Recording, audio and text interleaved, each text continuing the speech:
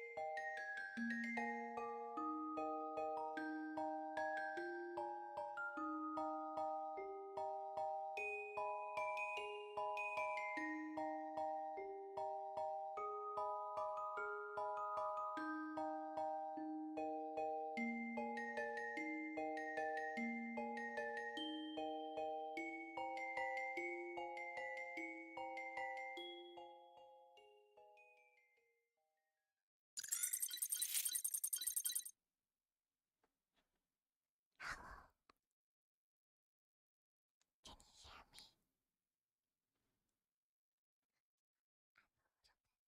It's for today. This is my first ever time doing ASMR. I took a little bit of extra time. I was trying to get some more stories ready.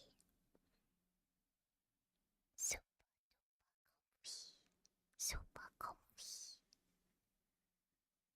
There's gonna be no jump scares at all.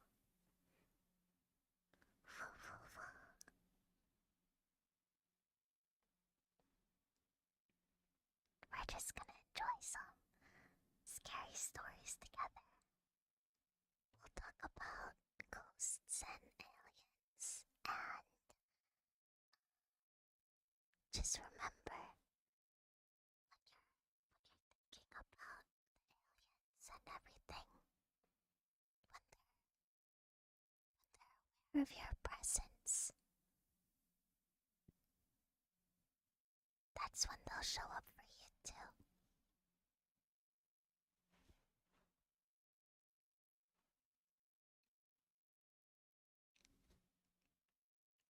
I don't want anybody to experience any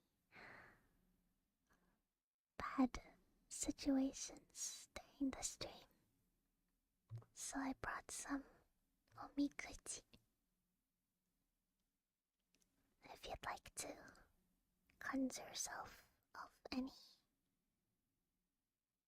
bad luck or bad omens at any time,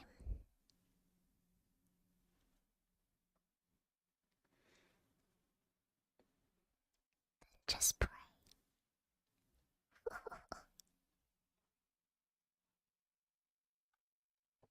I hope that it sounds okay. I was trying to set up my ASMR mic last night for the first time, and I realized that I could not plug it in. I was missing the plug in the ASMR mic. So I had to use a backup.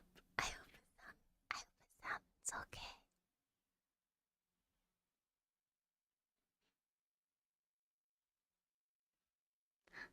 I know sometimes I cut in and out, but I'm monitoring it so that I won't cut in and out too much. I've never listened to ASMR before, so I hope this is fun.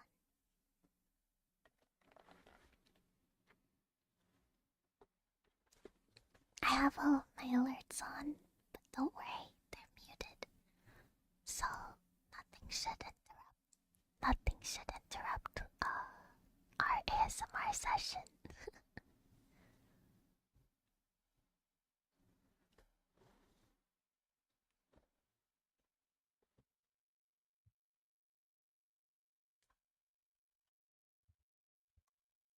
Oh, this is with my bad microphone.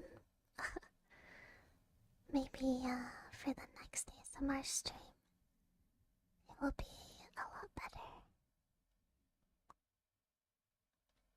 get started with the scary stories. Remember to not pee your pants. Let's keep it nice and clean.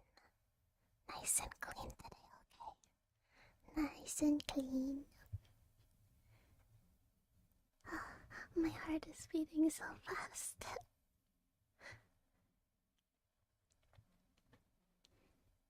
Okay, here's the first story. I was a live-in caretaker for a 94-year-old woman with Alzheimer's for about a year and a half. She had moved into her daughter's home deep in the woods of middle of nowhere Washington. Marie was prone to say weird things,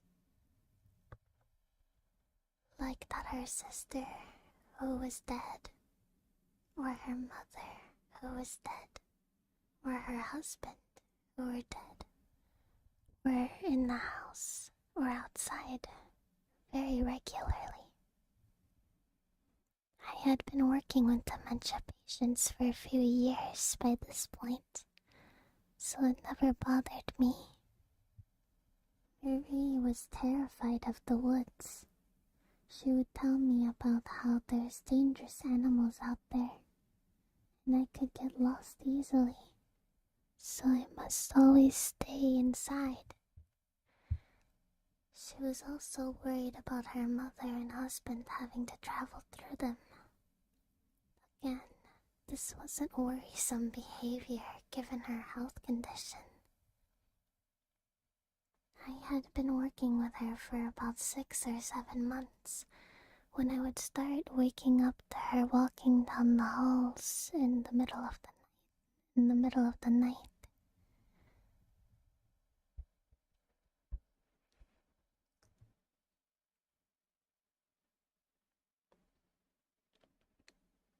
Sundowning is fairly normal for people with Alzheimer's, so again I wasn't troubled by this. But she started going to a specific window and giggling, like she was interacting with someone outside the window. When asked what she was doing, she'd say, "My mother is out there." Kinda weird, but there's a different perception in her world now.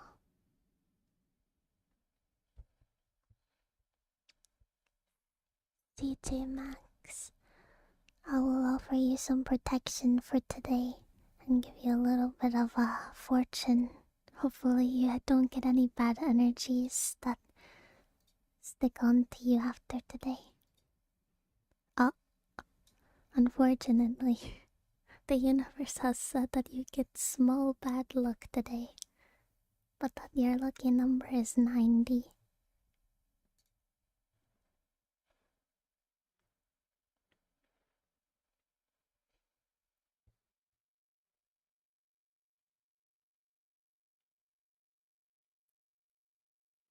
One night, in dead of winter, her daughter and I awoke into the blaring of the house's alarm system. The daughter and I checked the doors and windows, none of which seemed to be disturbed or unlocked. The only thing missing is Marie. She's somewhere in the house. Panicked, I rushed outside to find her while her daughter continued to search the house. No tracks anywhere. No disturbed snow. Nothing. After 10 to 15 minutes of yelling and searching the woods, I started making my way back to the house, where her daughter was already in the process of calling 911. As I approach the house, I see Marie standing outside the window she normally stood at, giggling. There's not a single footstep in the snow around her, nor is she cold to the touch. She's just standing there, laughing had nothing. Didn't even know she was outside.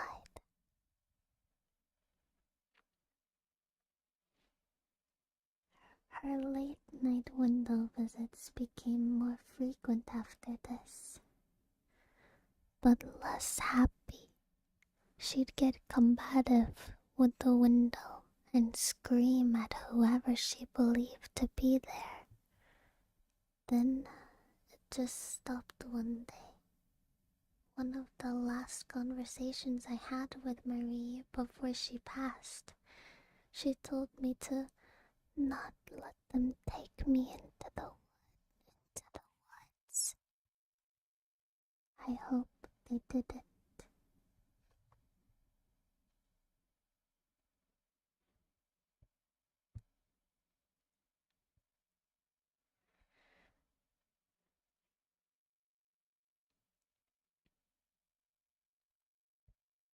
When I was in college, I worked at a little gas station in the middle of nowhere, Alabama. That was open pretty late. It was a great job because after 10, we really had no one that came in, so I could turn on music and work on my homework. One night, a little after midnight, I was getting ready to count down the register and pack up my things when I went to the back office and proceeded to start counting money. I noticed a heavy-set guy standing at the counter, looking at the wall of cigarettes behind it. I figured I must have forgotten to lock the door, so I walk out to apologize, only to find no one is there. I figure maybe check the camera was not working, so I shrugged it off after I walked around the store. I also checked the door and it was not locked, so I locked it. I went back to the office, nothing on the camera screen, so I go back to counting down. A few minutes later, I look up at the screen again, and the dude is still there.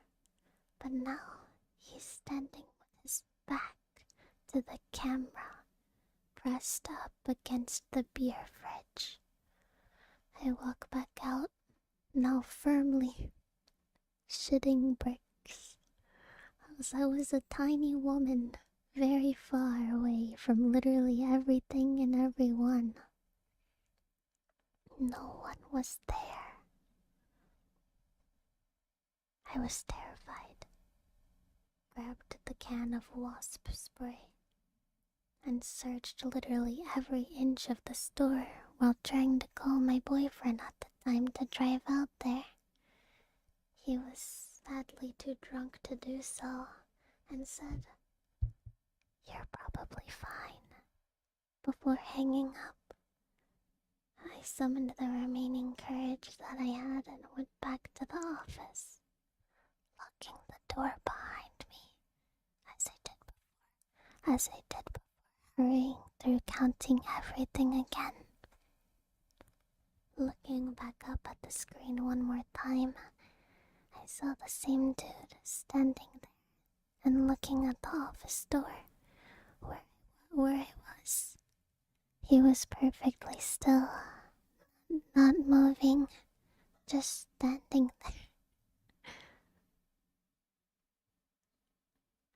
I quickly finished counting the money down, threw it in the safe, and pretty much ran out the store, not shutting the lights off behind me. The next morning, probably about 4 a.m., I was called by my boss, asking me to open the store because he had a family emergency. The extra money was nice, so I agreed, but asked if I could bring my friend with me since I would only be for an hour or two, and I told him what happened the night before. "Oh, you You saw him, huh? Yeah, go ahead. He scares me too.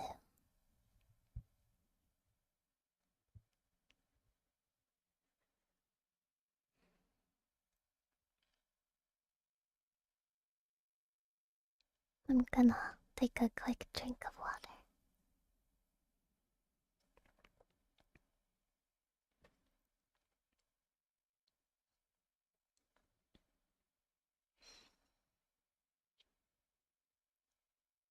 Sometimes I don't know what's scarier.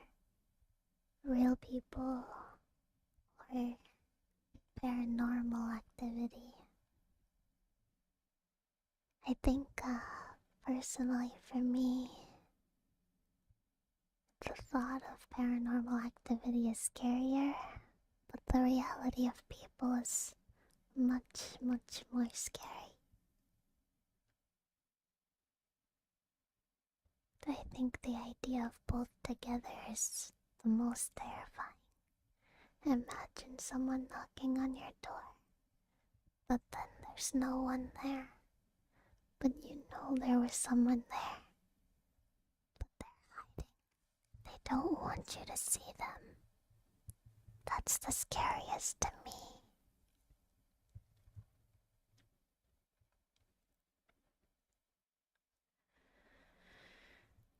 I grew up on a ranch in a small, old California ranch house.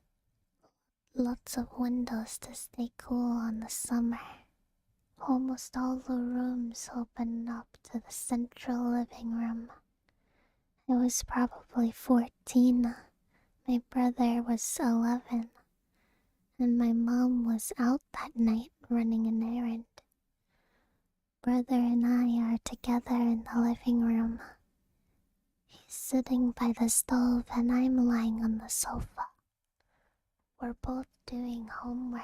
Inside, the lights are on. But through windows, it's pitch black. As I'm reading, I hear footsteps on the mud porch leading up to the front door.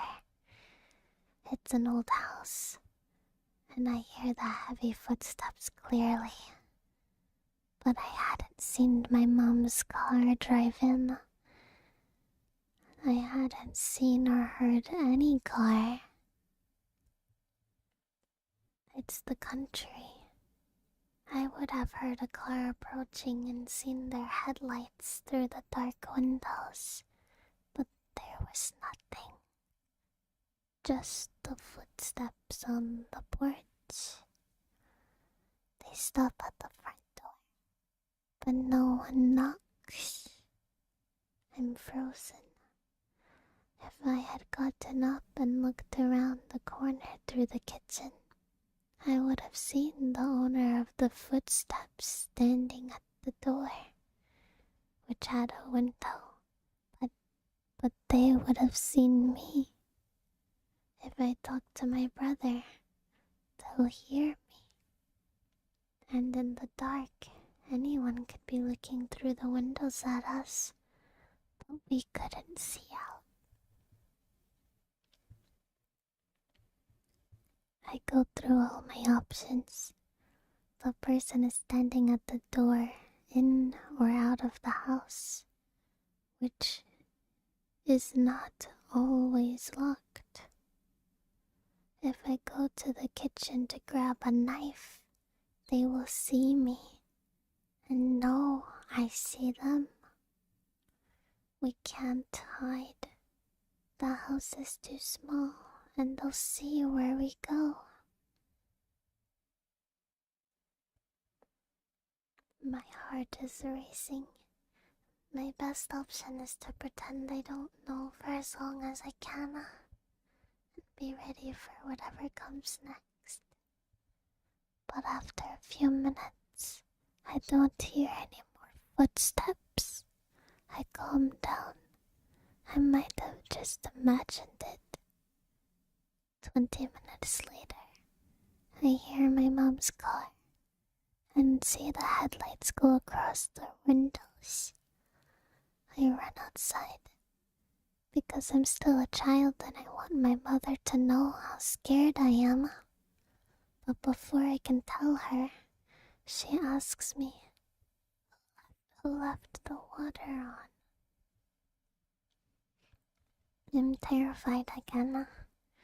We had this weird water spigot in the front yard with a pole that shot up to about waist height and a spigot turned up instead of down.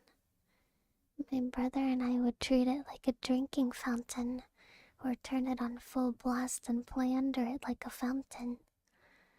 When she got home, the water was on full blast, shooting up several feet up into the air.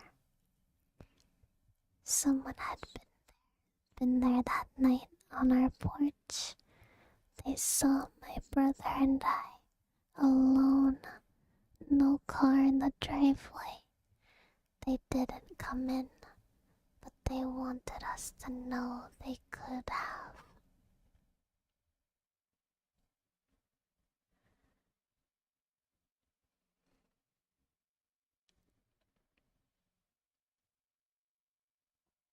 Let me know if you've had any strange or creepy experiences yourself.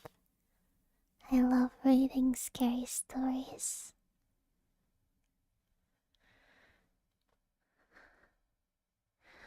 When I was about 12, I had a lot of issues with night terrors and rarely slept through a whole night.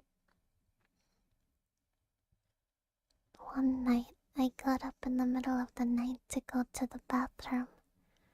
I sat down, half asleep, and thinking of nothing but emptying my bladder and going back to bed, when I see movement out of the corner of my eye. There was a man standing by the door to the bathroom, staring at me, not moving. He was wearing a tattered gray jumpsuit and had a crutch, little to no hair. I don't remember how I got down into the basement where my parents slept, but suddenly there I was, hysterical. I did not say a crutch, I said a crutch. The kind you use on a broken leg.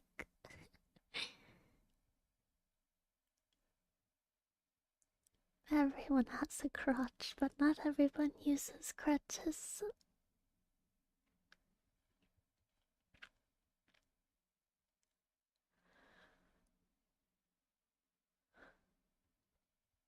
My dad finally went up and looked in the bathroom and kitchen. He saw nothing, but allowed me to sleep on the couch down there anyway. I didn't fall back asleep. About an hour or so later, I heard the sliding door to the bathroom from my sister's room and limping footsteps. The next morning, my dad searched around and noticed that the fridge and pantry had been raided. They never caught the guy.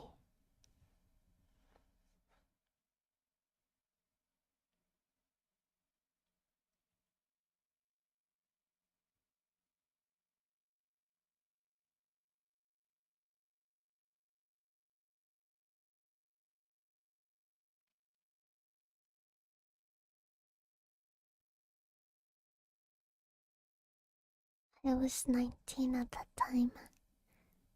A buddy of mine was on leave in the USMC visiting. Going to sleep, I let him sleep in my bed, and I took the couch. The couch was one of those L-shaped couch sections. The short part of the L was at my feet, and there was an ottoman in front of the couch in that little area.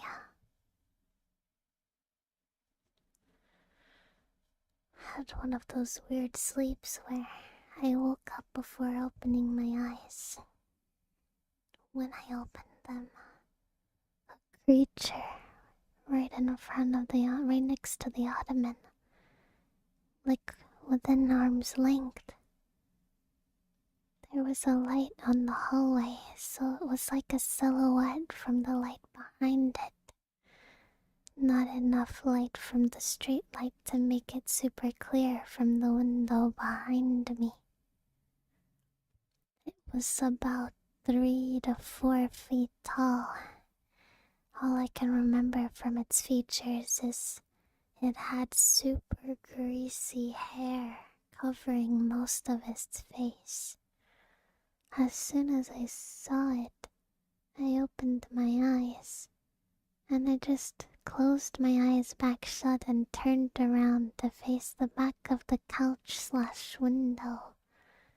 I don't know how to describe it, but it was like the moment I saw it, my entire body was filled with terror and dread. As soon as I turned around, I heard a loud whisper in my ear. "I saw you see me. Don't act like you didn't." Even more terrified, I just stayed silent, didn't move, and basically was praying until I eventually fell asleep. At some point, I heard my buddy wake up and use the bathroom and lay back down. I probably would have forgotten about it, except the next morning when eating breakfast. My friend mentioned how he woke up in the middle of the night to use the bathroom and felt like the house was haunted. Gave me the heebie-jeebies.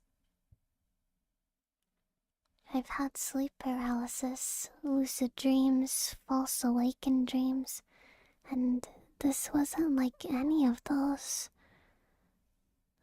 The only truly supernatural thing I ever saw that I could not explain away.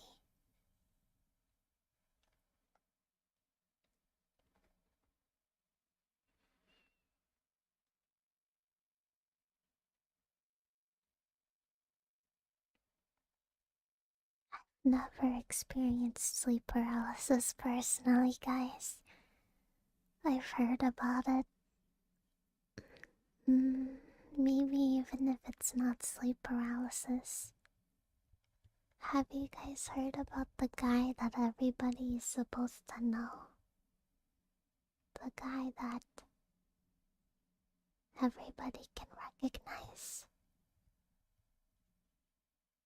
I never thought anything special of it, but it is a little weird, isn't it? Yeah, the guy.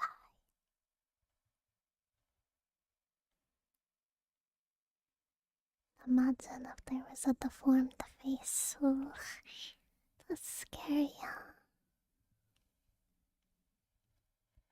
I always try to read scary stories when I feel safest. Because, when you are aware of things, they're aware of you too. And then something can kind of latch on to you. And if it latches onto you, you don't know if it'll cause you to become haunted. I don't want to be haunted, so I try to increase my good luck. And I try not to think about scary things. Have you ever considered yourself haunted? I think I was haunted before. But, I think, I scared away the ghost with, I don't know, maybe my cuteness. Maybe he just decided I wasn't ugly enough to haunt.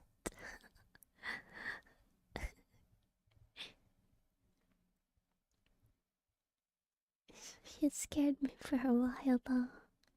It was, mm, yeah, I'll tell my own personal story. Back in, when I was on Earth, before I went up to the moon, I lived in a little simple house, just a little regular house, and you had neighbors on the side. And my bedroom was on the side of the house, it was not on the front. It was the kind of house that your neighbors would be an alley away. You would be right next to them, but there is a little tiny gap where you could plant a tree or something, just so that the houses had some breathing room, I guess. I'm not sure the real reason for it. Anyway, my window pointed directly towards this alleyway, and I was a little bit of a gremlin at the time. I definitely stayed up very late playing video games. Sometimes I would stay up until 5 a.m. and then I would wake up at 7 a.m.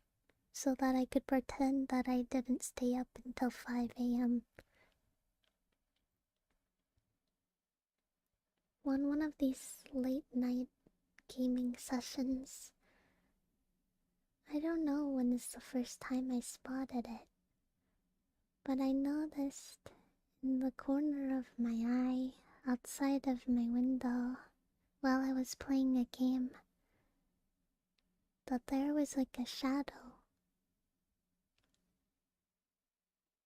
The only thing that was illuminating the outside was the street lights and my own window.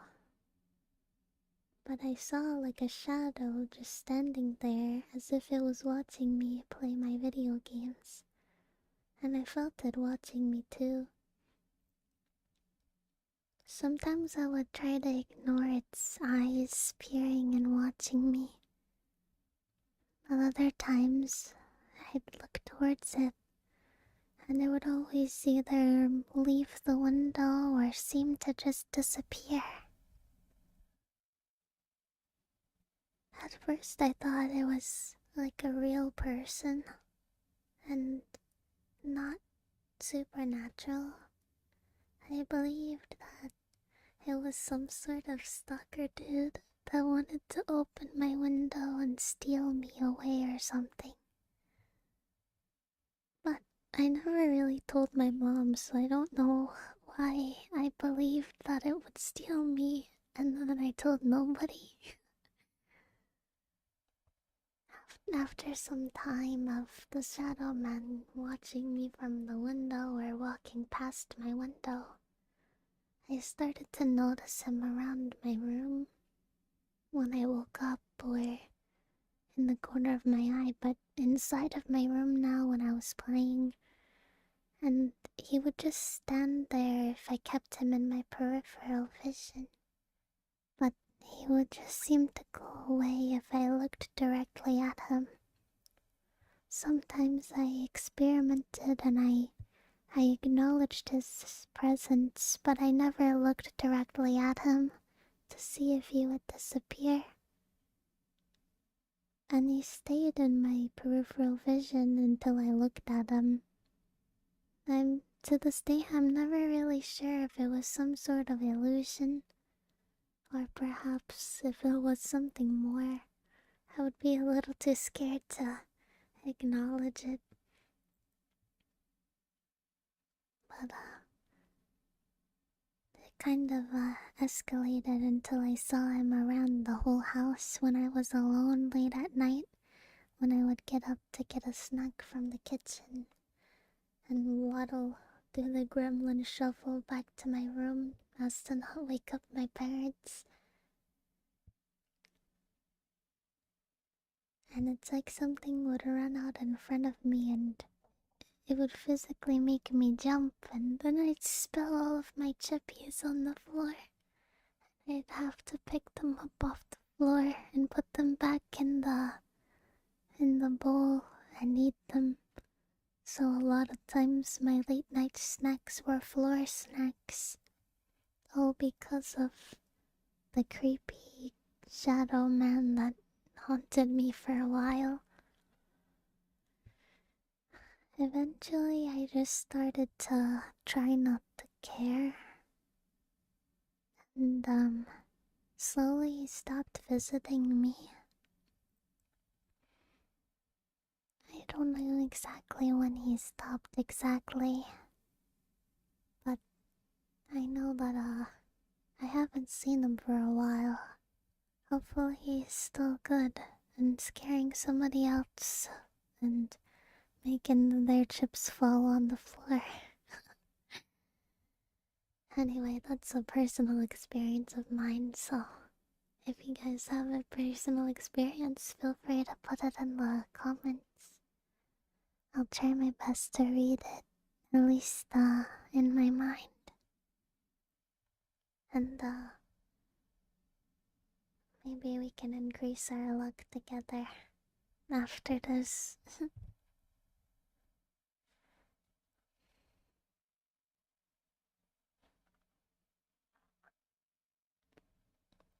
Now let's read another story. I was raised off the grid in an uninhabited mountain, except for my family. We were the first established homestead on that mountain ever.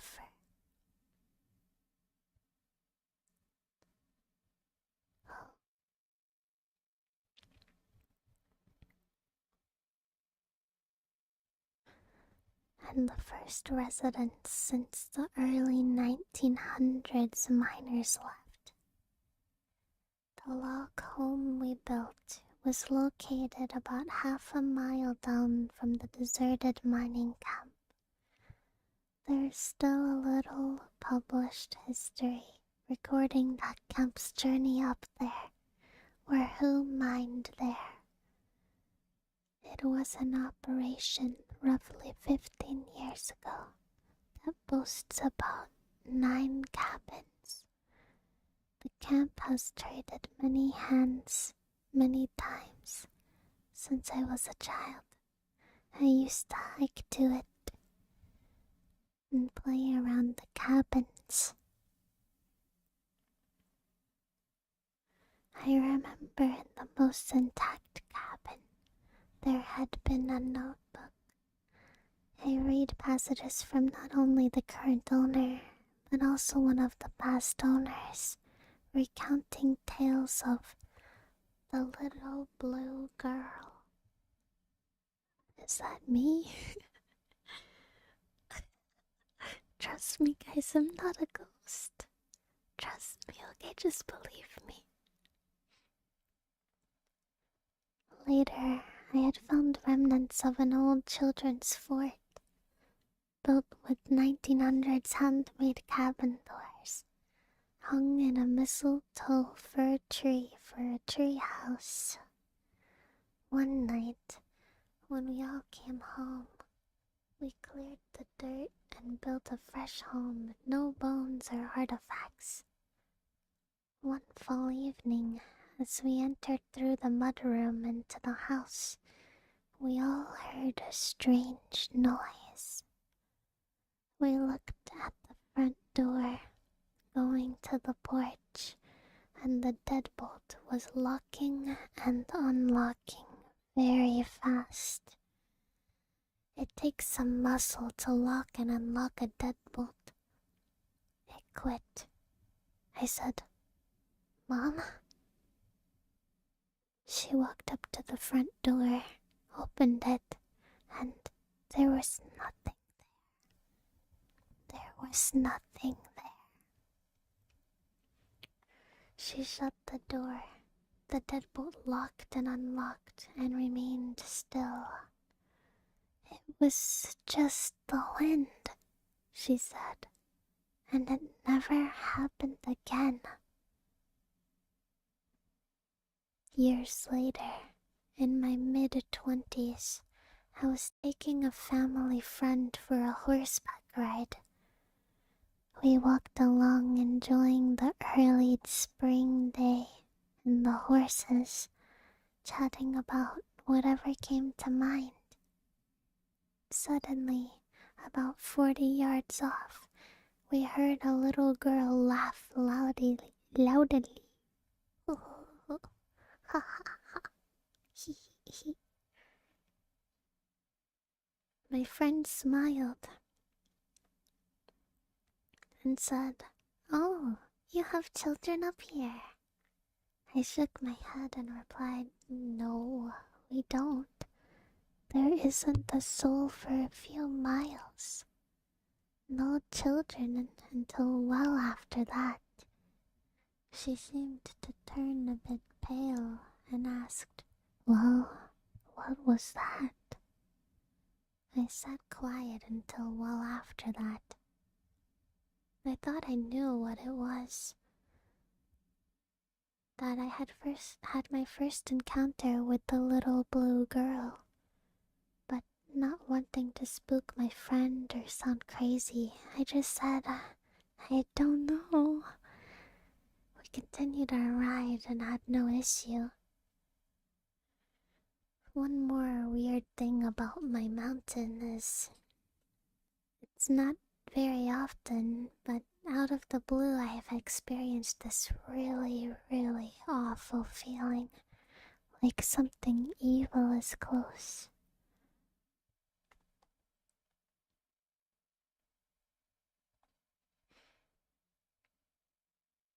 I was having a chat with an older gentleman who was an avid outdoorsman, an overall tough guy who owns property up there.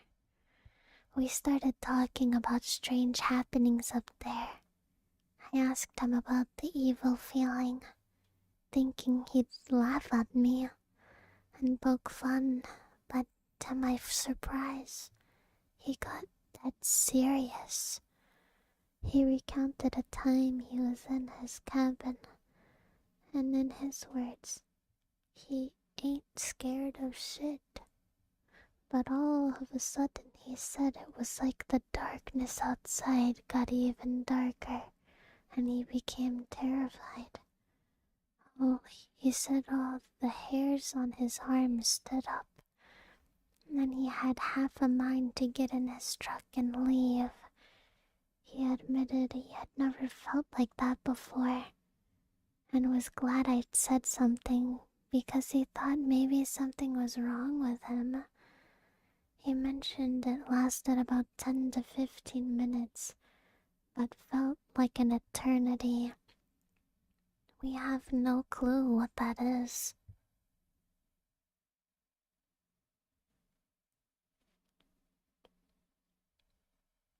If the ghost can laugh in that last story, why doesn't it just say hi? Maybe it just takes joy in scaring and tormenting others. Or maybe there's something in the air.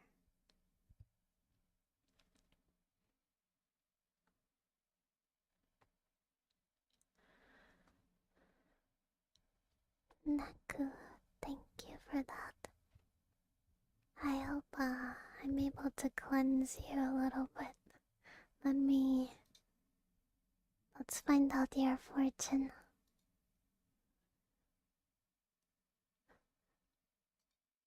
Your fortune for today is uncertain good luck. Your lucky number is 49, and hopefully this omikuji is enough to cleanse you and keep away the evil spirits.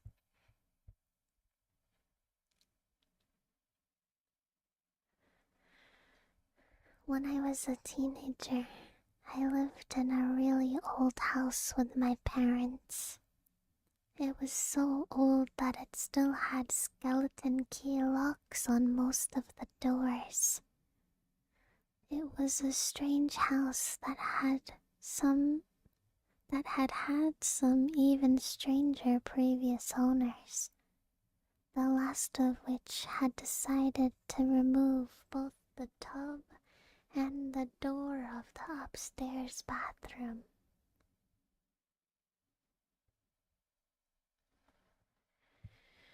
See, the house had a basement that had at some point in time been turned into a full separate apartment.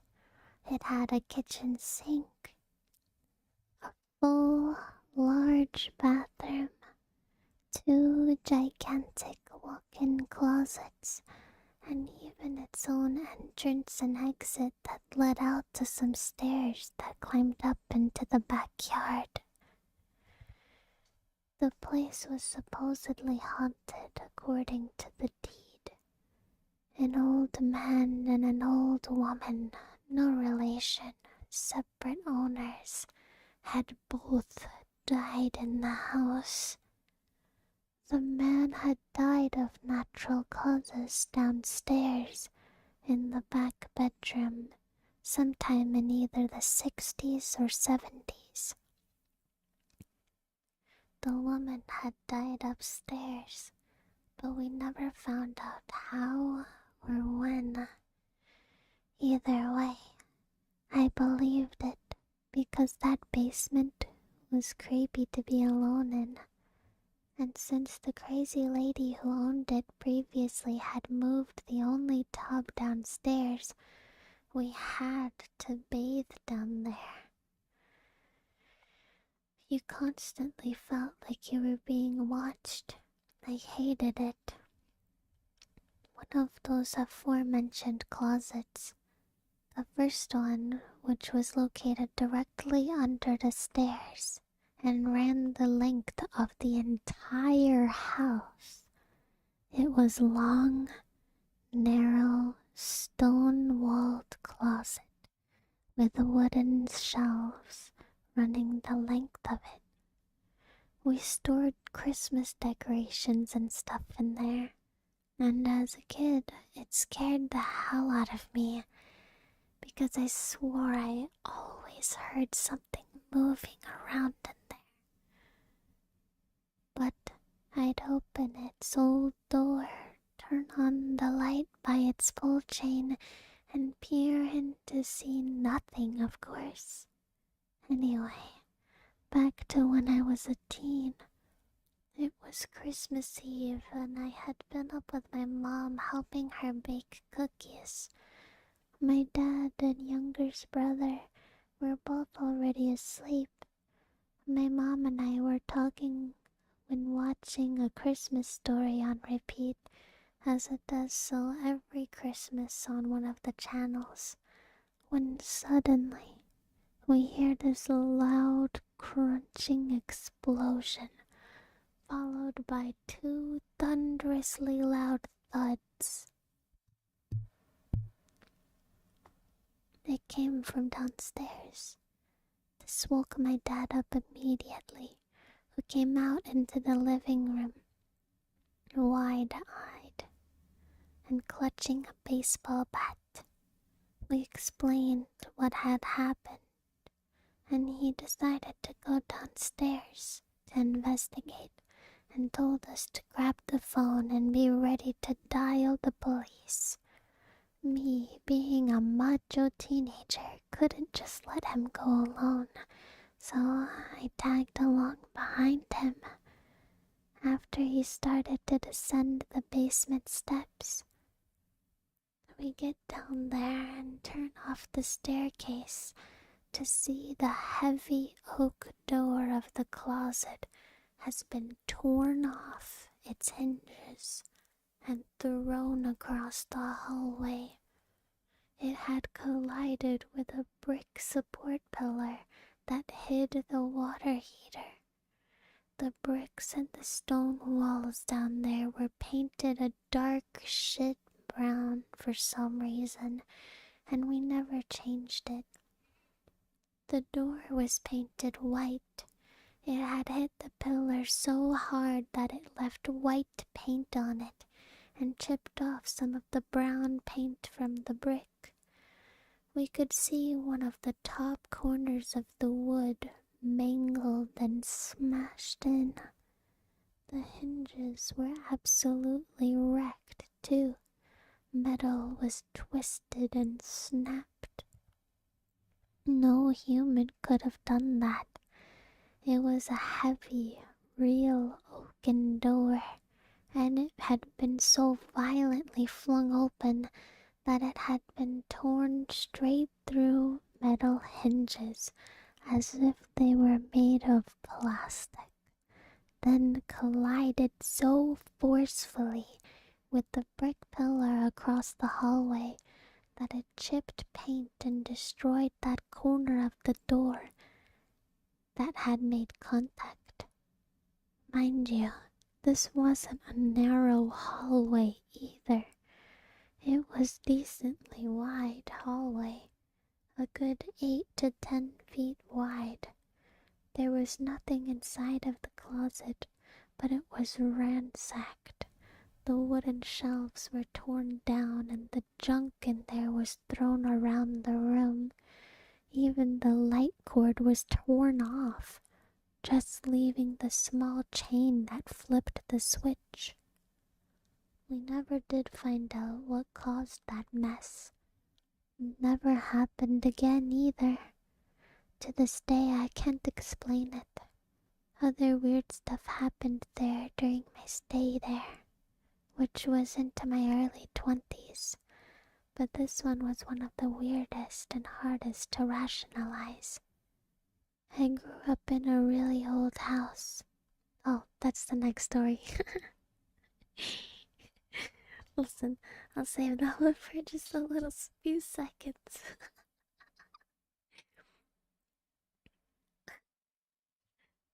We're not reading two stories as if they're one. Okay, we have to separate it at least. Whenever I read these stories, my heart beats so fast.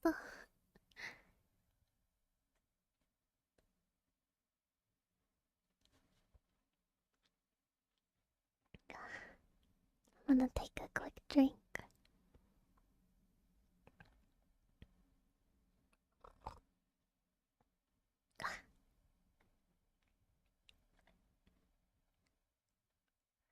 Okay.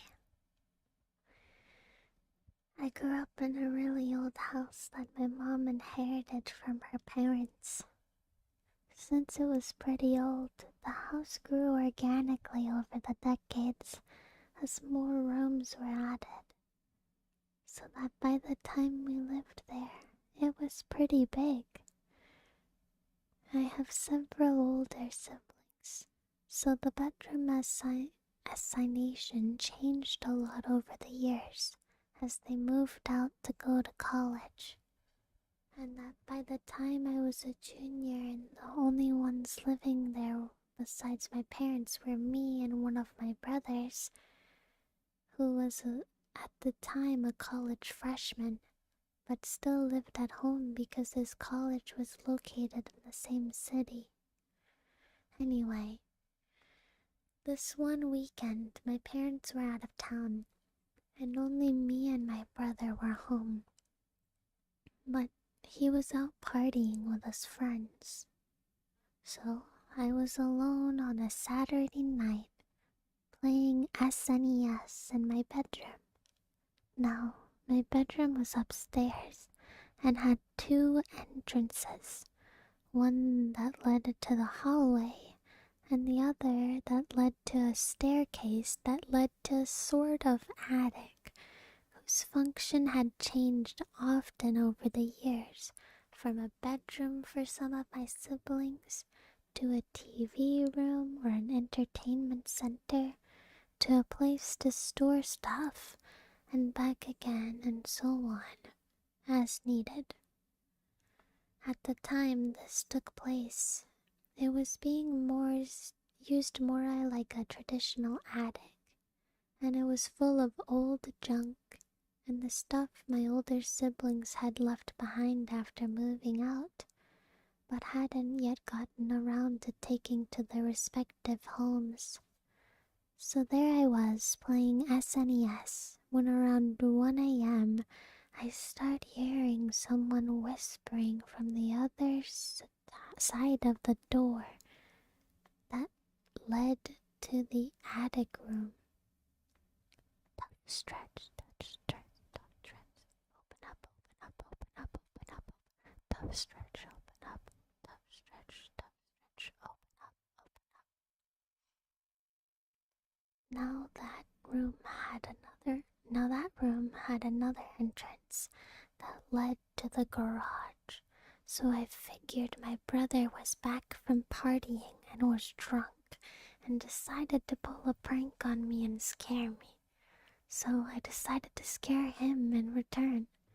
Since the door was locked on my side, I decided to make my way around by going downstairs and stealthily entering the attic from behind and scaring the shit out of my drunk brother. Thing is, when I got to the kitchen, I could see through the window in the door that led to the garage that my brother's car was not there.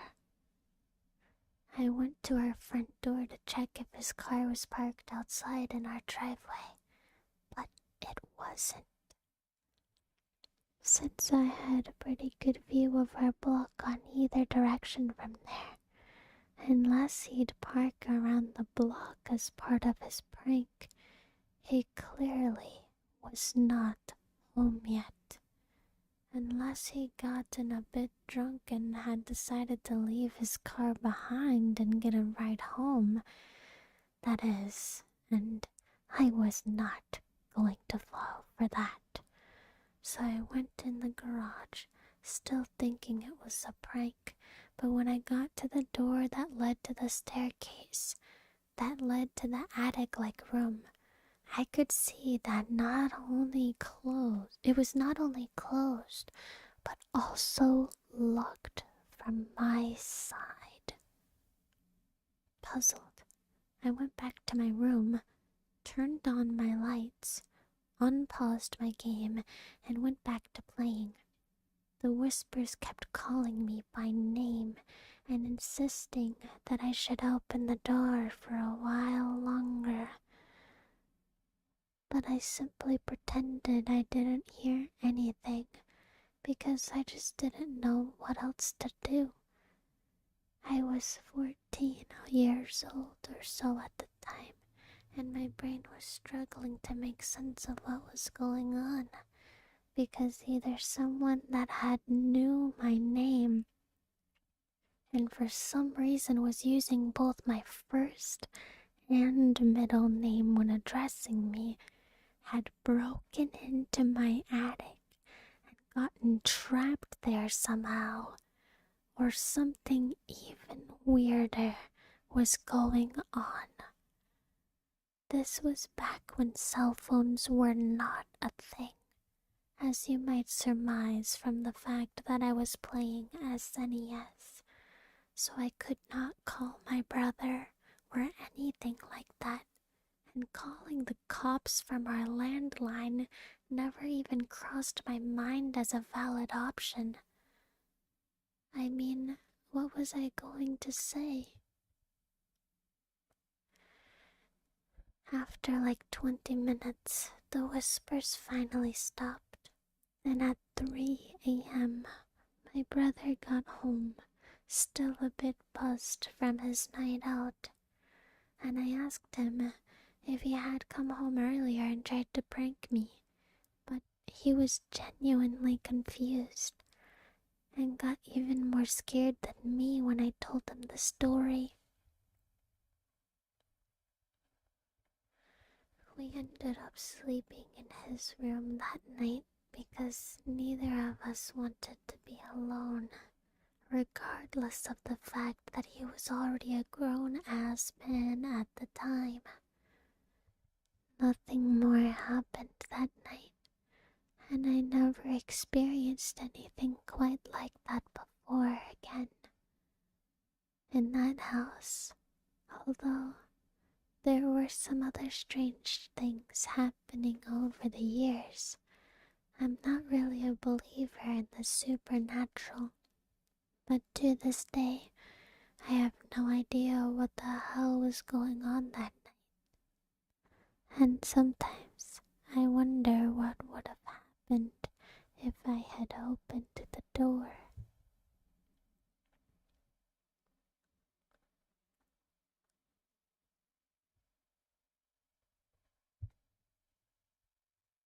man. I wanna read a little bit more, but that's all of the stories that I got ready ahead of time. So give me this 1 second and I'll find another one for us. You might hear my mouse click around as I search for some more. In the meantime, I hope that I've been making you a weird mix of comfortable yet uncomfortable. Together, kind of comfy but kind of scared. Is anybody here in the chat scared right now? Or is it just all comfortable?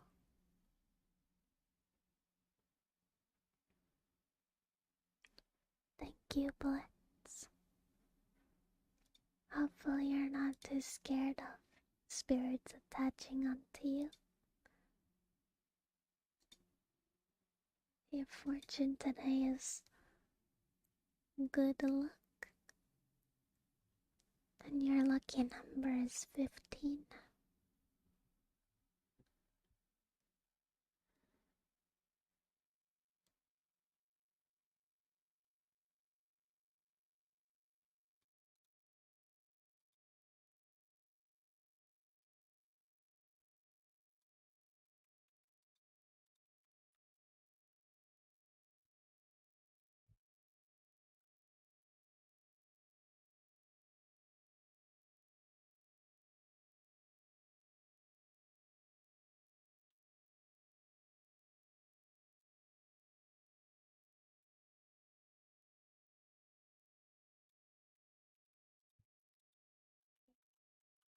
I found 2 stories that I'll read now. Crystal, thank you very much. I'll get your fortune before we begin. Yeah, any form of support you guys can give, and I will give you a fortune. And in the way of like Buddhism and omikuji, usually the more that you donate towards the shrines is more luck and more protection from dark spirits and stuff like that. I'm not a shrine maiden, but I try my best.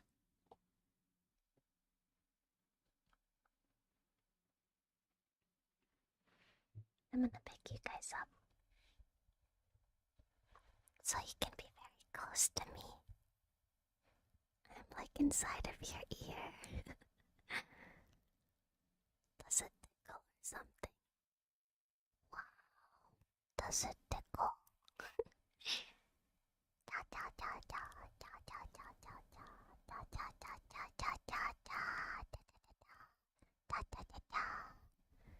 Oh yeah, for Grizzle.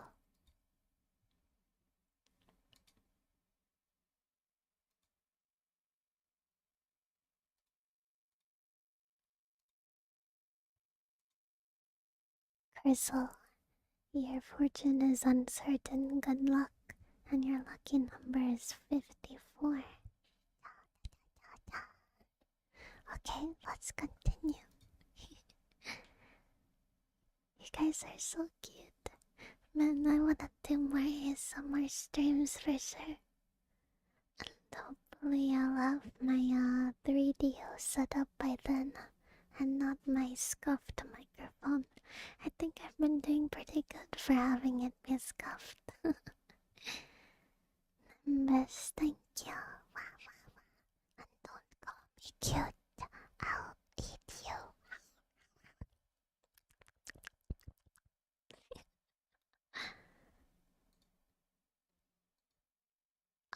Oh, Nimbus, your fortune is bad luck.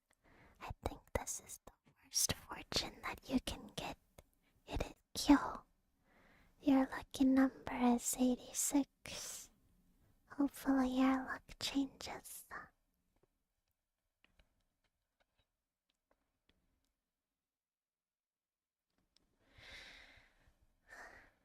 I used to sleepwalk when I was a child. We lived in a rough neighborhood, and I would wake up outside in the middle of the night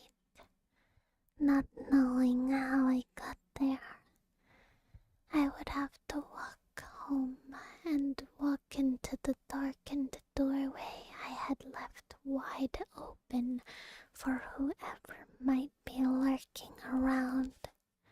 However, the time that scared me the most was when I was around 9 years old.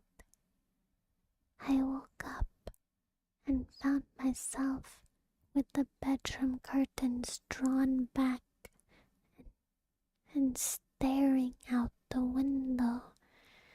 As I came awake, I noticed a very large and completely hairless man.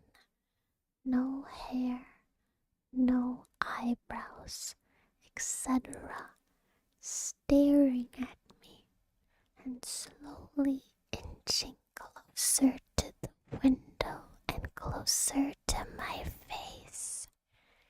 He was looking bewildered, like he wasn't sure what he was seeing. At that moment, I realized what was going on, and I started screaming uncontrollably, frozen in place, peeing down my leg. The man freaked out and screamed. I did a tumbling move and ran off in a weird zigzag like he was trying to dodge bullets. My mom woke up and thought I probably had a nightmare. The next morning, we found a screwdriver on front porch and a damage to the door jamb and handle. The dude was trying to break in. Oh my god. I still pee my pants when I tell that story, but now it is usually from laughing. I would never forget the look on his face when I started coming to life and screaming, or his high-pitched scream, or his duck and roll and dodging, bobbing all the way down the street.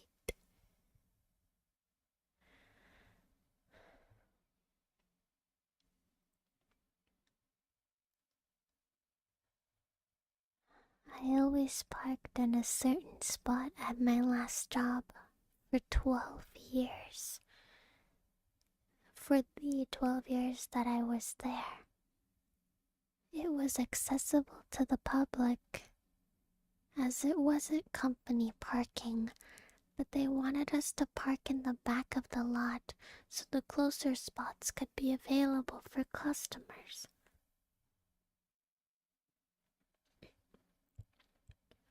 One day, my spot's taken by a dark-tinted caddy, and I'm immediately pissed because everyone knows it's mine. It's morning shift, so 4 a.m. So it can't be one of the others, 'cause I know what they drive. So, newbie? Or maybe another employee from another shop in the plaza? It's still there on my lunch break, and when I go home, and the next day I come in at 1 p.m. until close, around 9:30, and then also the next. Something about it really bothered me. It smelled wrong. Literally. It's the South and high summer, and who knows what's baking in there. My dad was a Marine and then a police officer. He always said if you feel something is wrong, there probably is. So I dialed the non-emergency contact police number. I felt like an idiot, but every time I walked by, it bugged me. So I was stuck waiting for over an hour before anyone shows, and honestly, if I hadn't been off the next day, I would have been like, F it. But I waited. Mostly because I can be a really petty SOB, and that's my spot, damn it. Nitsi, thank you so much. I'll give you a quick fortune before we continue. Your fortune is uncertain, bad luck, but your lucky number is 59. Thank you for the support, though. Apparently, the car is on Amber Alert as the last sighting of a missing person who was a minor, a 15-year-old girl. When they pop the trunk, they find her dead, mutilated body under a blanket, and the source of the smell. She had gone out with much older, controlling, insecure boyfriend, but had decided to get out of the relationship. She only made the mistake of getting into the car with him. He drove 3 counties over after torturing her, stuffing her in there, and who knows what else, then parked and walked away, left her to die in the trunk. I never learned her time of death, so it haunts me sometimes, thinking she might have been saved if I made a fuss earlier. So yeah, listen to your gut, even if it seems petty.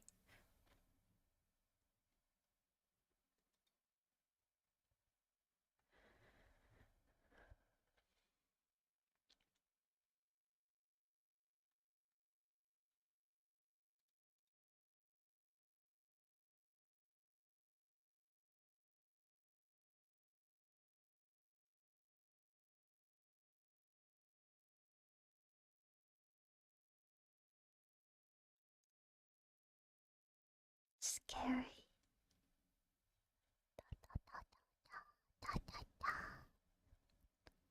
You know, I thought about making this a cursed ASMR stream.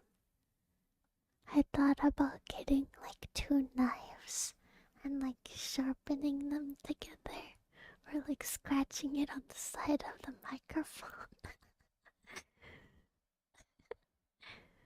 I don't know, I think it would have been funny. But I didn't grab it. It would have been interesting. I mean, imagine if we were reading a story about like a serial killer, and then it's like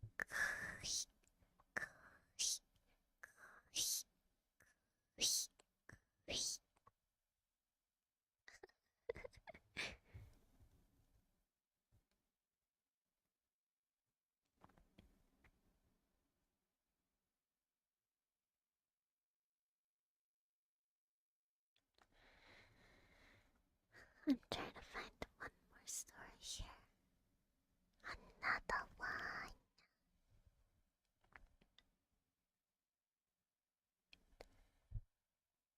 That's a good idea, Crystal.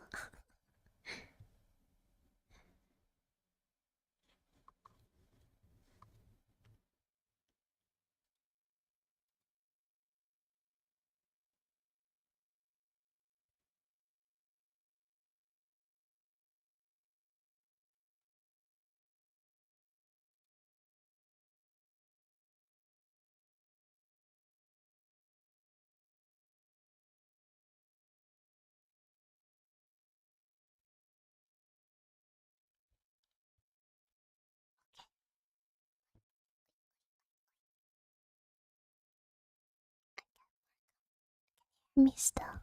I got more comfortable. I was camping with my husband and his family at a small remote lake in New Mexico. There was about 10 people in our group, and another group of 6 people in the next campsite. It was nighttime, and both groups were doing typical activities, making s'mores, having a few drinks, and telling stories. When we heard what sounded like a little girl yelling for help, neither group had children with them.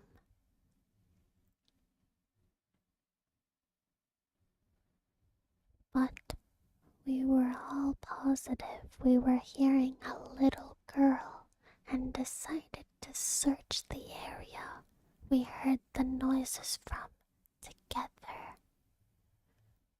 There was a field behind their campsite, and we saw a very tall, pure white figure standing maybe 100 feet away from us in the field, making the noises. We all agreed this thing looked maybe 6 feet tall, skinny, and as white as it can be. We made our way closer to investigate, but whatever it was that we saw started backing off as we got closer, and it disappeared into the trees.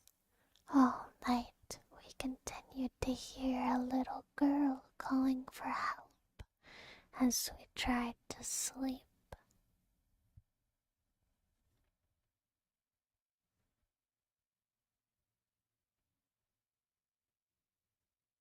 Moshi moshi.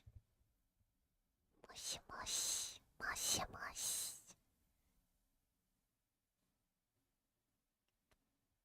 Why do you want feet ASMR?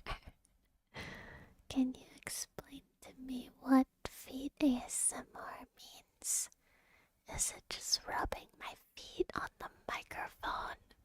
What is Stop it, you. Stop it. Stop it. Stop it. You're disgusting. Feet on the microphone. The same one that I'm supposed to be kissing. No.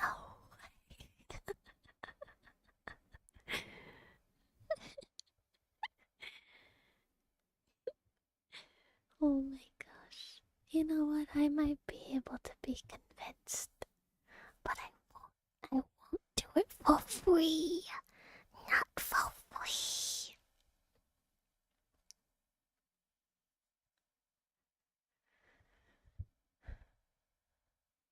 I'm a psychiatric nurse, and early in my career, I would work at a residential mental health facility.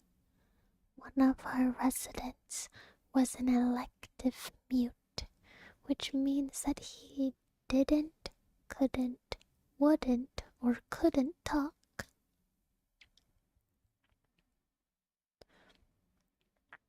But there was no medical reasons as to why. He had spoken earlier in his life, and in fact seemed quite normal back then, with the exception of being close to 7 feet tall.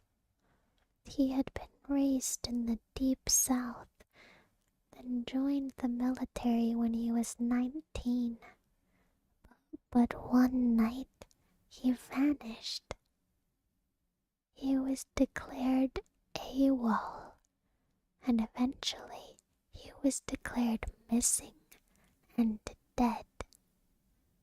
10 years later, a 7-foot-tall man walked into a VA hospital emergency room in my part of the Midwest and said to the receptionist, "My name is Marion Duchesne, and I've been dead for 10 years. This is not a real name that was used, by the way. Malthasar, thank you. Your fortune is uncertain, good luck, and your lucky number is 43. Those were the last words he ever spoke. It was just his name. He was covered with dust, and he was wearing the same clothes he'd been reported to be wearing the night he vanished.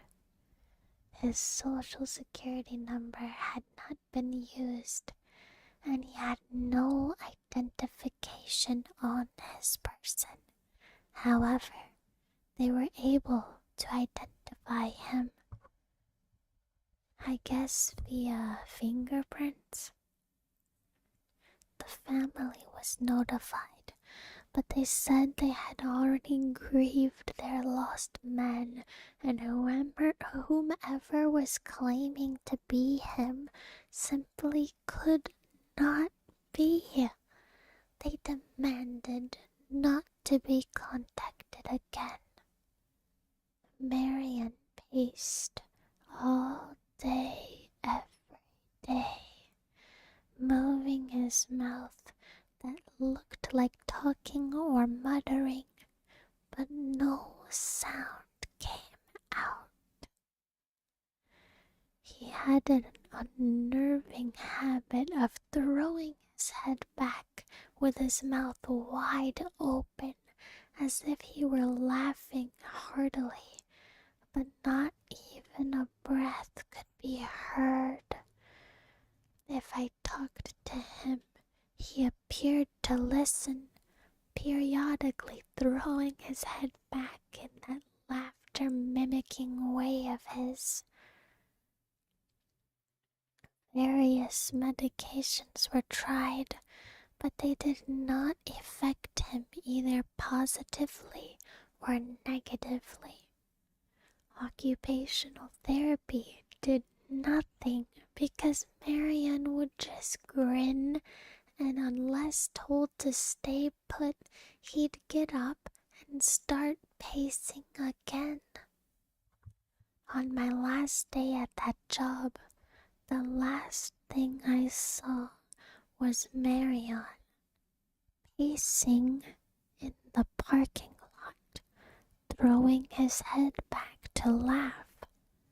Later, I wondered if all along I'd been dealing with a ghost all those years.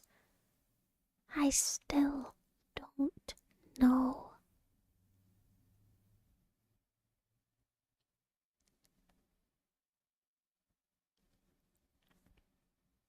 Dang, what it do?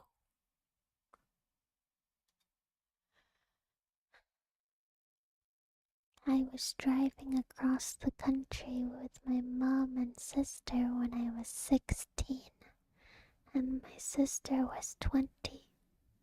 It was late, but we were well rested and still alert. We were driving along an interstate and needed gas and a bathroom break, so we stopped at the only rest stop in 200 miles. There was a van full of teenagers on a road at the gas station, as well as a small gray car parked at the pump in front of us, with two young men standing still outside of it.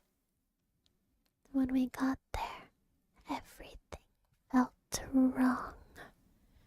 We'd been on the road for days and seen many rest stops at night, and had never been afraid until then.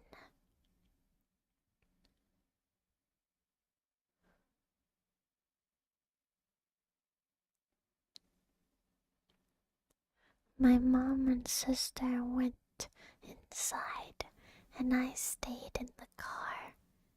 I heard the teenagers say they were creeped out and could not get the pump to work, and they left in a hurry. I was watching the car in front of us, and the two men had not moved at all. Not an inch. They weren't talking. They weren't on phones. They were just standing there. They were just standing there, still as stone.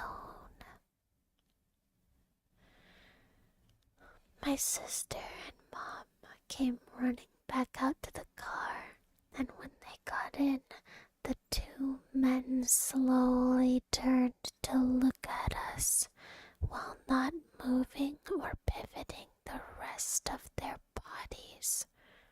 And I swear, we all saw the same thing. They had eyes dark as pitch, and empty, truly empty, not black, not reflecting any light at all, just a void. We sped out of there and did not stop until we were in the next city.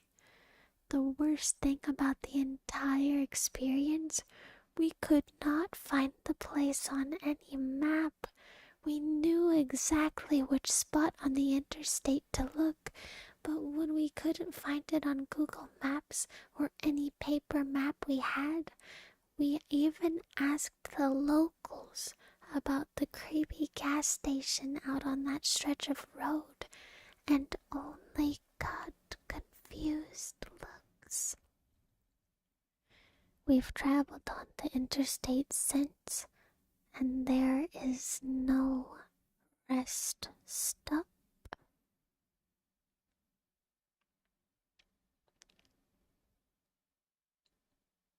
It just disappeared.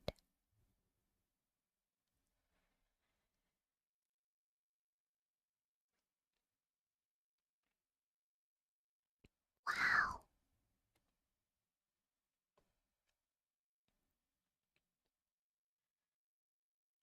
We were driving my friend's really old beat-up Subaru through a massive graveyard. We stopped and walked down a hill and came across a little pond.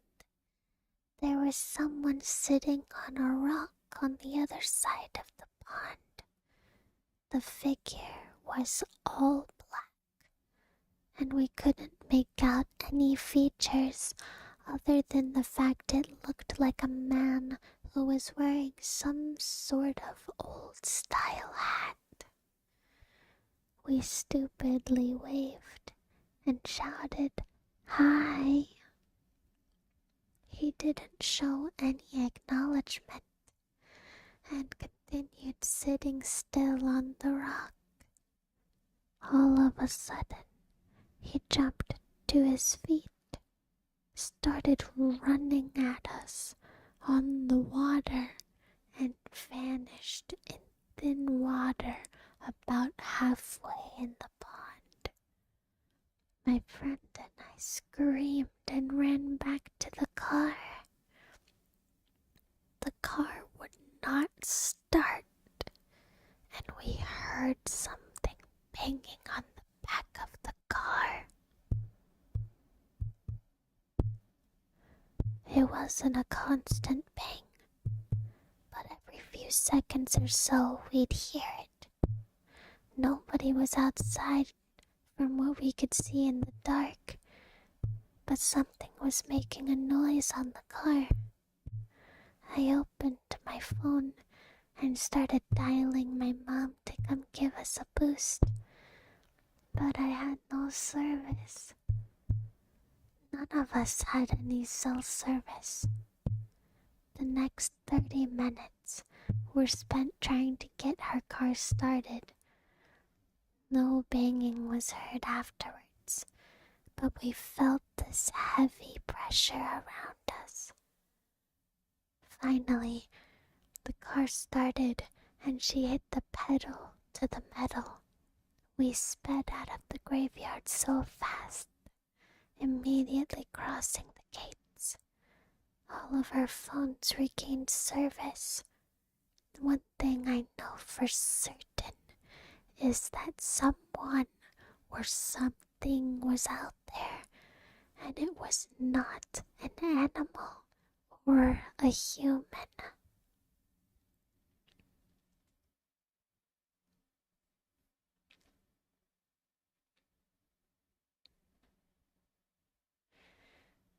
I never want to see a ghost in real life. Do you think after talking about ghosts for this whole stream that you're gonna see one tonight? Yeah. What if when you're washing your hands in the bathroom, you look up and your reflection is just not right? There's just something off about it. You look back down to start washing your hands, but your reflection keeps watching you. Keep an eye on yourself, you never know. Maybe they're in the mirrors. What would you do? Oh my gosh. If I saw my reflection move on its own, I think I would just cry and scream. I would be like, Chad, save me. Save me from myself. Help me.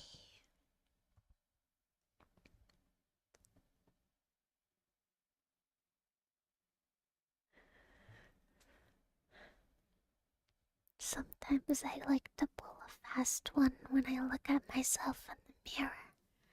I like to do something I don't normally do, like stick out my tongue or make a weird face or say something so that I know I gotta keep it on its toes, you know. That way I'm the first person to know if the mirrors are fake. Oh, I'm gonna take a drink real quick and we'll read the next one.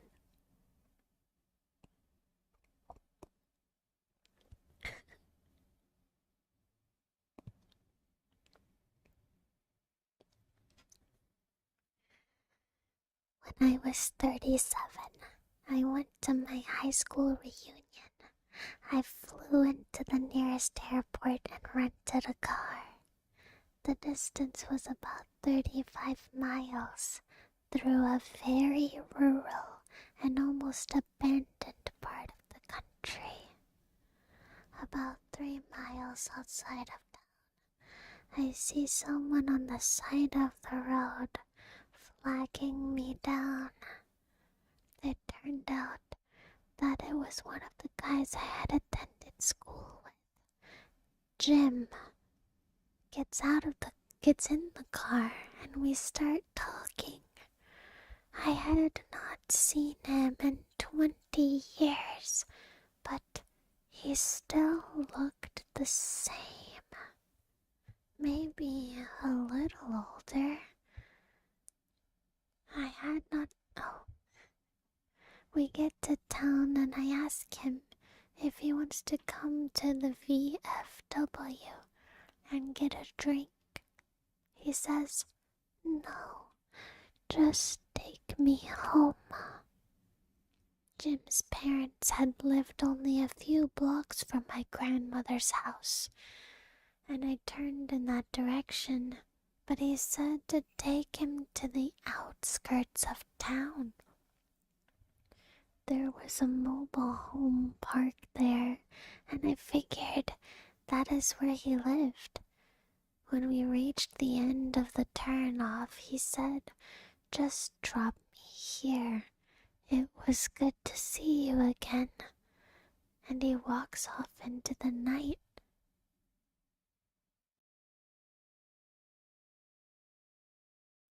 I go to the VFW. Met some of my old classmates. We start to talk. As we are talking about who is coming to the reunion, I mentioned that I had picked a gym up 3 miles east of town and had dropped him off. Everyone gets quiet. Even the guy singing karaoke stops and lays down the mic. My cousin goes white as a new t-shirt. Barb, Jim died on that curve 8 years ago. Rolled his car. We were all at his funeral. I was told. I started to feel really dizzy, and I went out to the car to take some deep breaths. There on the seat is the local newspaper, printed 8 years previous, containing Jim's obituary. I still have the paper.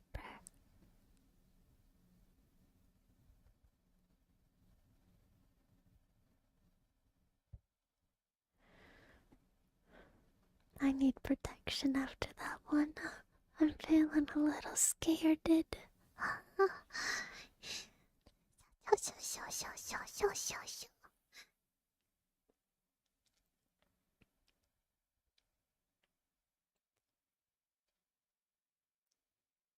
The ghosts are gonna get us. After we moved into our home, we were told a woman had died there at the hands of her abusive husband. She hated men. My dad would wake up with scratches all over himself, and whenever my brother was mean to my sister or I, he would have scratches on him as well. One day, my brother hurt our sister. He hit her with something. When he woke up later that night, he had a horrible bloody nose. The day we moved out, my brother accidentally broke his twin's arm trying out a wrestling move. He swears that he would have died that night if it wasn't our last house. If it wasn't our last in the house.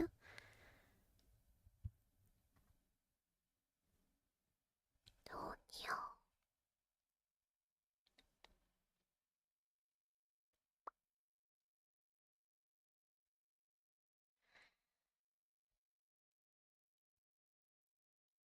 I've sometimes found mysterious scratches on myself, but I always just blame my dogs.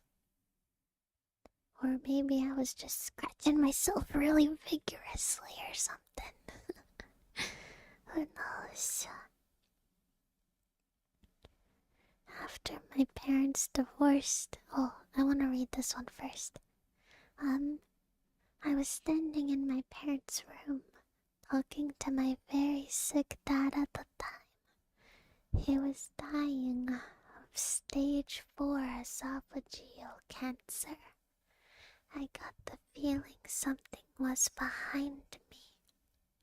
I looked towards the doorway to the living room, and something about 4'6" and fully black is peeping around the corner with its hands on the door frame. I ran towards it, and it slipped back around the door. When I got outside the doorway, there was nothing.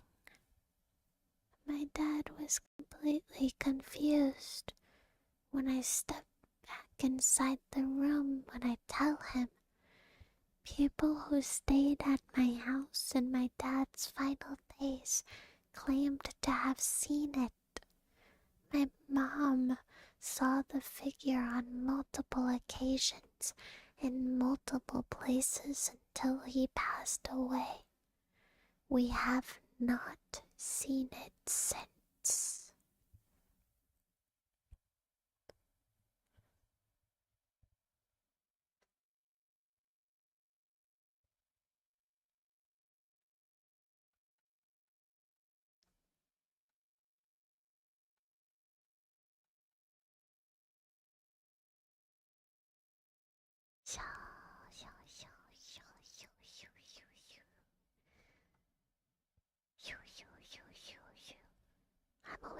I'm always the most scared by ghost stories that are like real, you know?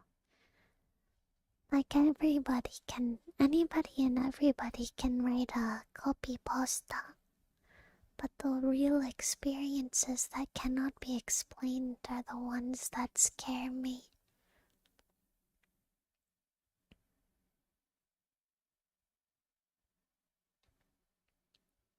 CJ Max, I know you wrote down a story in chat, but I missed it when it went by, and then I just remembered it being there. If you want to share it again, you're more than welcome to. Spicy, thank you.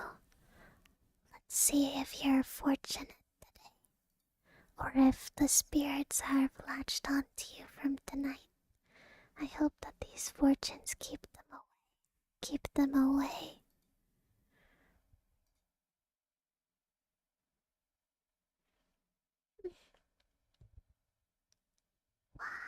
You have uncertain good luck. Your lucky number is 34.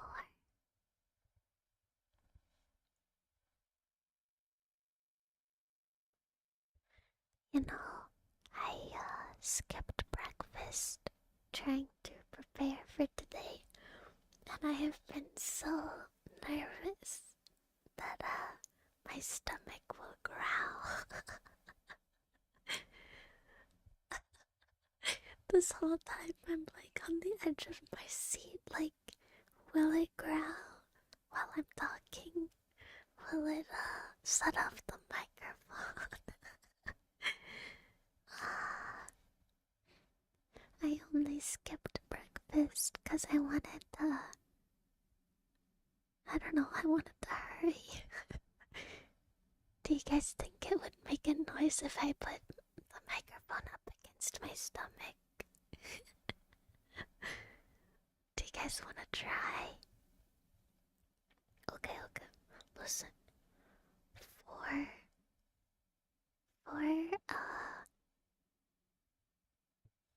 For a super chat. For a super chat, I'll let you guys hear what's going on down under.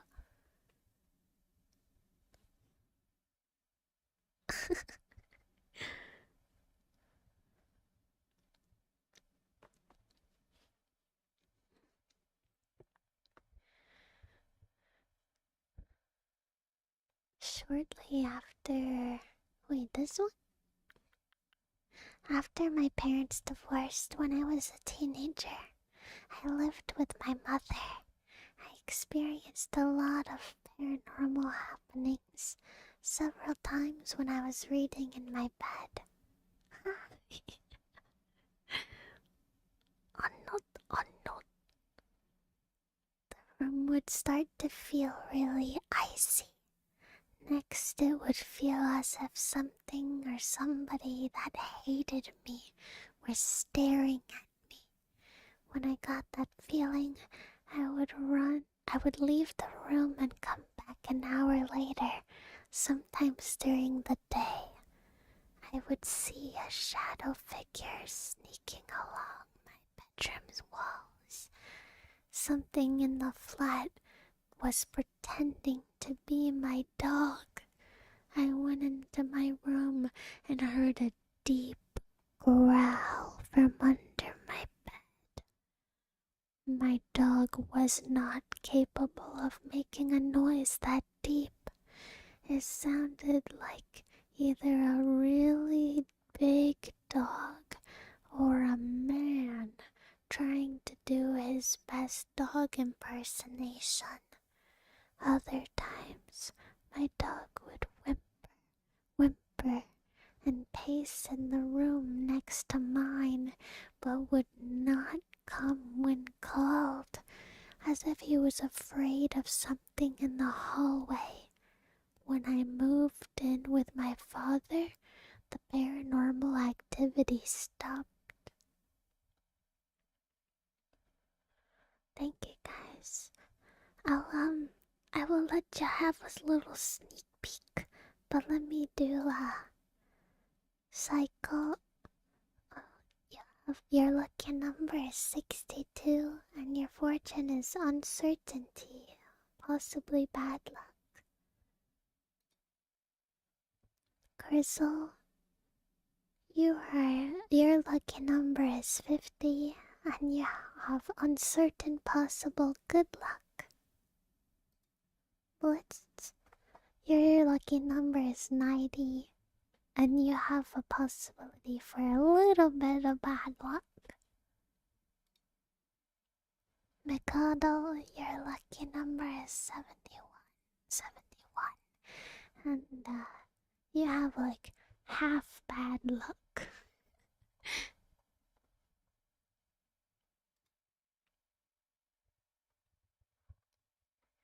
Fine, I'm gonna put the mic on my stomach. I don't know if it'll read anything.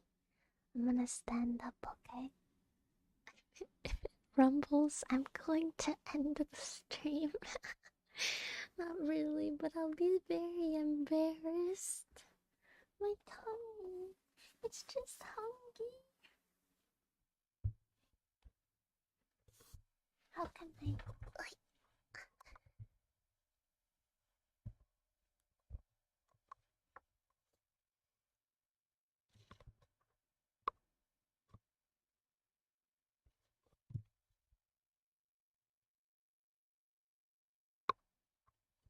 Hang on, I'm gonna turn off my filters so that maybe it'll pop up better.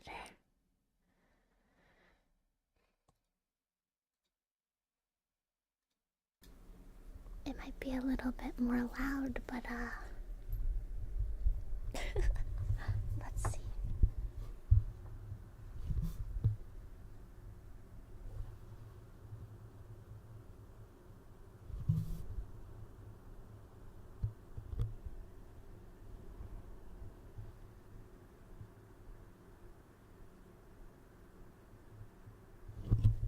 Well, I see it going up with my heart. Give me 1 second.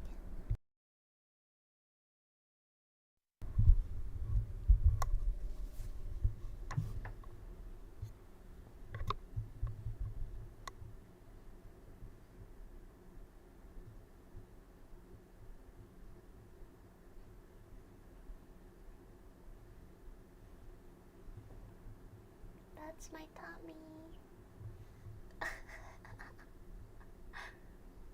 That's my tummy. Yeah, my tummy. Tummy. I don't think it wants to gurgle. No gurgling.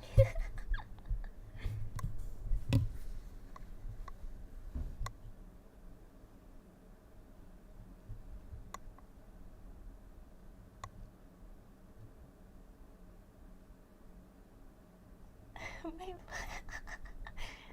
my voice is down.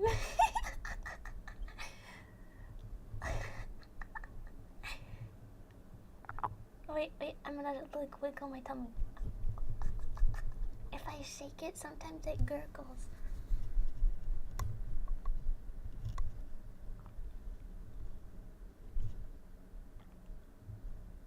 Did you guys hear any juice?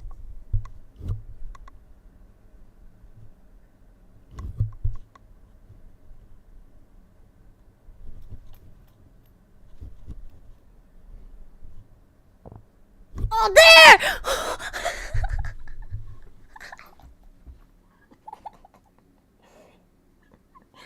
Did you guys hear? I'm sorry, I got excited.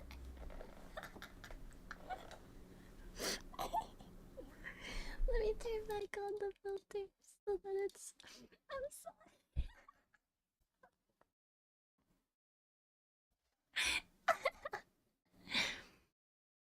Not me getting excited over tummies. Not me getting excited over tummies. I'm sorry. I got excited. Did you guys hear the gurgle? I think it happened 2 times. The gurgle happened twice. 2 times.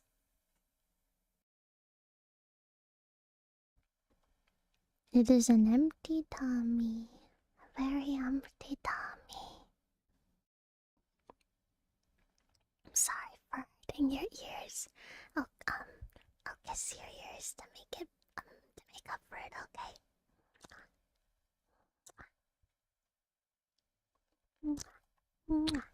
Hopefully that's better. Okay? No yelling, no angry. No angry.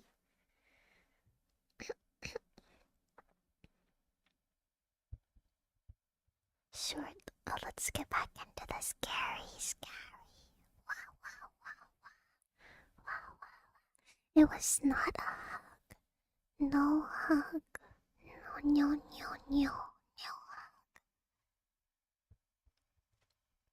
Shortly after college, I got married. We immediately moved into a basement apartment because that's all that was available within our budget.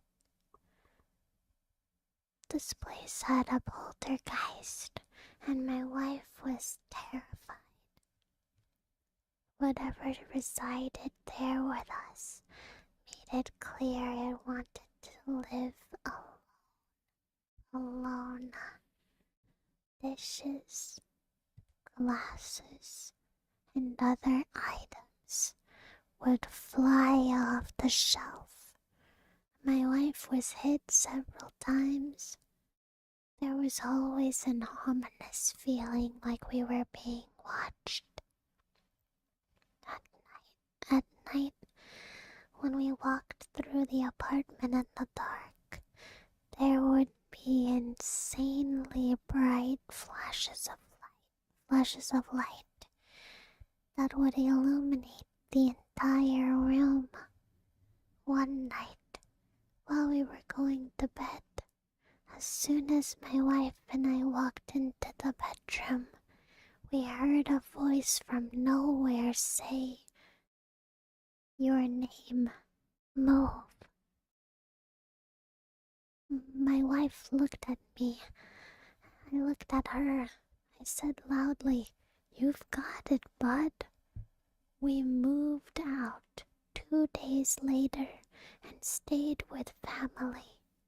The old lady who owned the place died a few months later, and the house was torn down.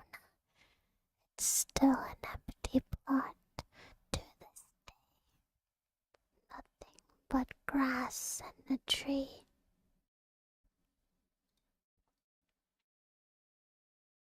I still drive by it every so often.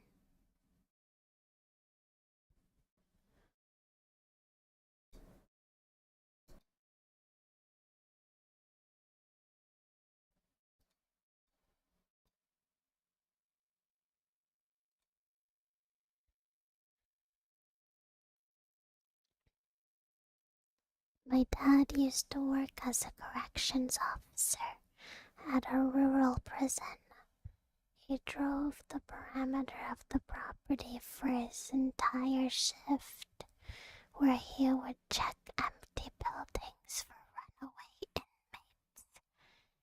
It was generally a boring job. One night, my dad was parked on a hill reading a magazine when he started to feel a thumping in his body. He described it as the feeling you get when speakers are playing a song with really heavy bass. He put the magazine down and checked his rearview mirror where he saw someone outside the truck. He grabbed his pistol and jumped out of the truck with his weapon drawn.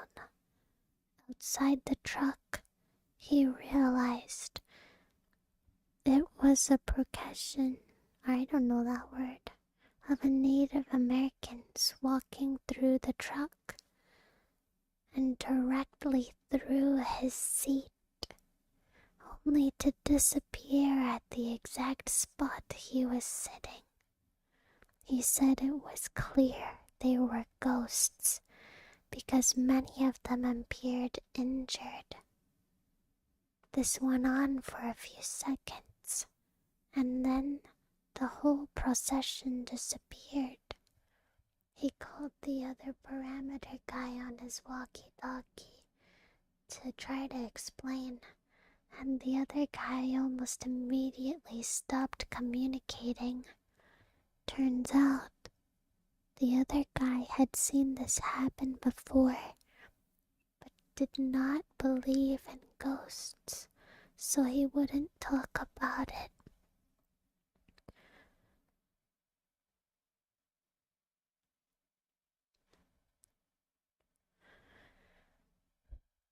I worked as a forensic nurse in a hospital's lockup unit. We had one older lady who swore she was being haunted and abused by a demon she would call Tiberius. So many crazy things happened while she was on the unit. We'd go into the room, do normal care, leave, and seconds later, she'd start screaming bloody murder. We'd run into the room to find her looking like she'd been in a fight with a boxing champ.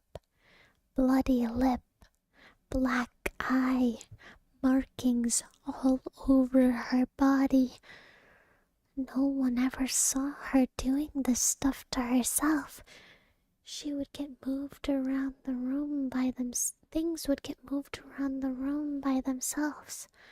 At one point, she was in protective restraints because the doctor thought she was hurting herself. There was no way she could have moved or done anything to herself while in these restraints. But new marks would always appear, or her tray and cart would be across the room. The room was secure, so there's no way someone else was doing this. When I asked her questions, she'd just say it was Tiberius. After she was discharged, we always had trouble with that room. If there was going to be a rapid response or code, it happened in that room. One night, a guard reported lights blinking on and off. It was that room.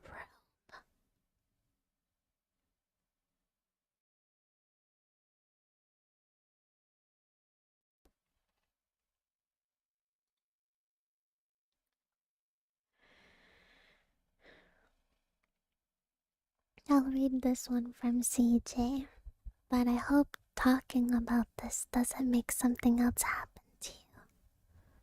Fungi, I don't remember if I did yours, so I'm gonna do it again. Fungi, your lucky number is 100, and you got great bad luck.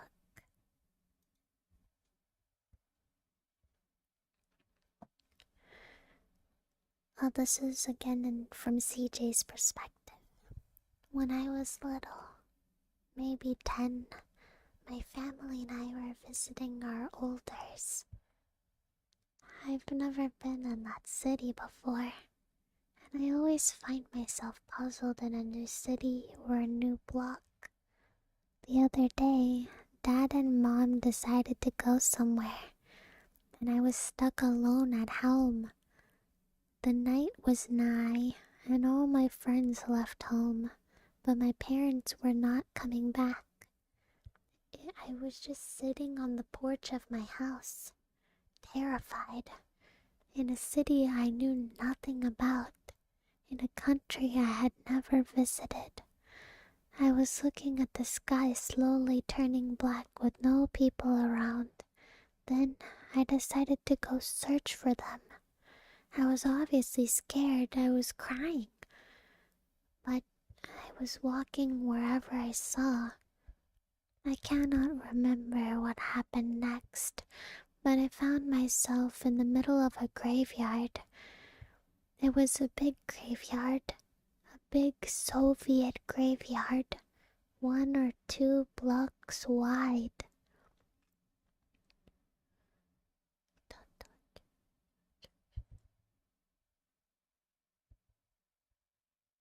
With the same crosses and fences all over the place, and tall grass. It was pitch black, and I didn't know where to go.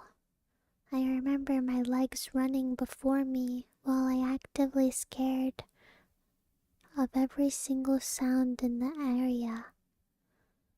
There were dogs barking, maybe crows, cracks from my shoes. Everything was the same creepy, loud noise in my brain. In a couple of minutes, I found myself at the end of a long driveway, and my family was standing in the distance under the light. This was my last memory of this city. I'm a little confused, but it's scary nonetheless.